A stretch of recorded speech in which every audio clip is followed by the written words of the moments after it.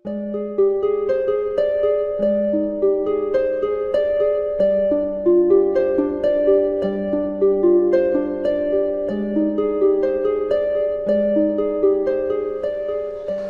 zveza Slovenije na 54. mednarodnem kmetijsko-živilskem sejmu v Gornji Radgoni, seveda tudi tradicionalno sveža, lahko rečemo.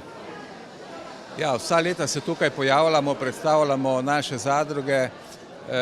Sejem je prilika, ko se srečamo z našimi člani, zadružniki, z našimi poslovnimi partnerji.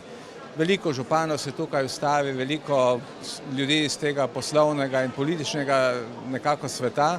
In sejem je res živ in zanimiv in seveda treba je biti aktiven, torej treba je pač aktivno tukaj biti prisoten, ljudi tudi nekako pozvati, malo kdo nekako sili na nek prostor, ampak je treba pač mimoidoče nekako opaziti, poklicati in tako vzpostaviš nek kontakt in res mislim, da je ta sejem res ena prilika, kjer se srečamo tako predstavniki nevladnih organizacij, kmetje, predstavniki visokih šol, srednjega šolstva, političnega prostora in tu se srečamo v takem pozitivnem vzdušju in to se mi zdi izjemno pomembno.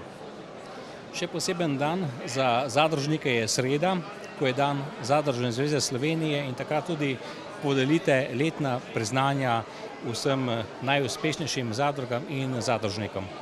Sreda je že po tradiciji zadružni dan, to je dan, ko je tudi največ obiska na sejmu. Naši kmetje iz zadrug pridejo z avtobusi in res je število ljudi je ogromno. Tudi ta naš dogodek podelitev priznanj Zadružne zveze je prav gotovo najbolj obiskan dogodek tukaj na sejmu. Tudi ta priznanja Zadružne zveze imajo za naše nagrajence veliko vrednost. Vidimo, da jih potem s ponosom tudi obesijo v domači hiši in to je res ena taka tradicija, ki jo mi tukaj negujemo. Pač imamo tudi visoke obiske iz politike, predsednik vlade, dr. Miro Cerar, prihaja na to našo podelitev in vrsta poslancev, državnih svetnikov in tudi drugih ljudi iz teh krogov. To pomeni, da zadružništvo v tej naši družbi je neka vrednota, postaja vrednota in da ljudje želijo prisostvovati dogodkom, ki jih mi organiziramo.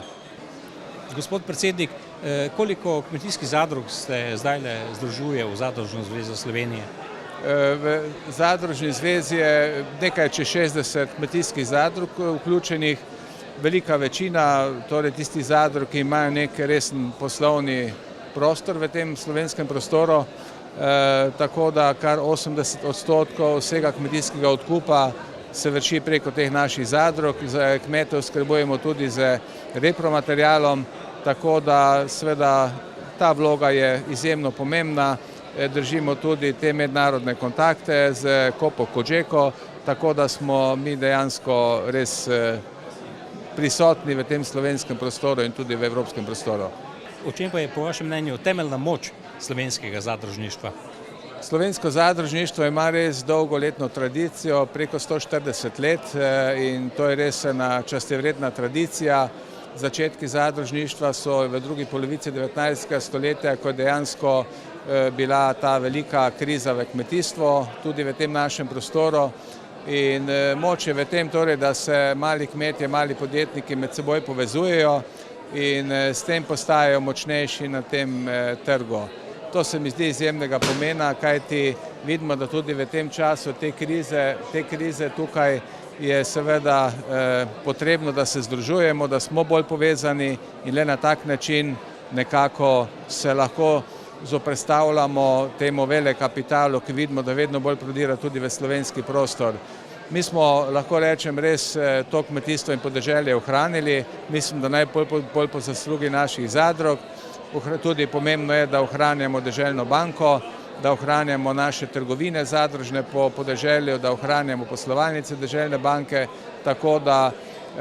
Tudi semenarstvo. In tudi semenarstvo, to pa 2-3 leta nazaj smo se odločili, da prevzamemo Semenarno Ljubljana, ki je bila v težkem položaju zaradi neodgovornega tujega lastništva In tako da predstavlja to nek, lahko rečem, zadružni poslovni sistem, ki je ključnega pomena za slovenski prostor, ne samo za kmetijstvo in podeželje, ampak tudi širše za državo Slovenijo. In jaz sem prepričan, da bomo tudi v prihodnje, bi rekel, na tem področju tako uspešni. In je pa seveda ni lahko, je težavno, tu je konkurenca vedno hujša, časi tudi vidimo, kakšni so, sploh v bančnem delu, če govorimo o Deželni banki Slovenije, vidimo, da so pritiski Evropske centralne banke in pa naše te banke Slovenije vedno hujši, ampak zaenkrat smo uspešni in jaz sem prepričan, da bo tako tudi v prihodnje. Na letnem posvetu slovenskih zadružnikov v Portorožu ste podpisali tudi sporazum z enim izmed največjih slovenskih trgovcev, ki je že obrodil sadove. Ja, to težko je zdaj v tem momentu v nekih številkah tukaj govoriti, ampak lahko rečem, da se odnosi, to je bilo podpis sporazuma z poslovnim sistemom Mercator. Tu lahko rečem, da se ti odnosi poglabljajo, da so vedno bolj uspešni. Seveda bila so trda pogajanja prej potrebna, ampak tudi ta veliki trgovec vidi, da brez slovenskih kmetov, brez slovenskih zadrug ne more. Tako da sodelovanje je postalo nekako dobro, primerno, se zboljšuje in lahko rečemo, da dejansko, kar slovenski kmete proizvedemo, lahko preko teh velikih trgovcev tudi prodamo. Nekaj seveda gre tudi v izvoz, ampak jaz vedno pravim, domači trg je zlati trg in zato se najbolj borimo za domači trg. Hvala lepa za ta pogovor in tudi v prihodnje vam seveda želim uspešen razvoj slovenskega zadružništva. Hvala tudi vam.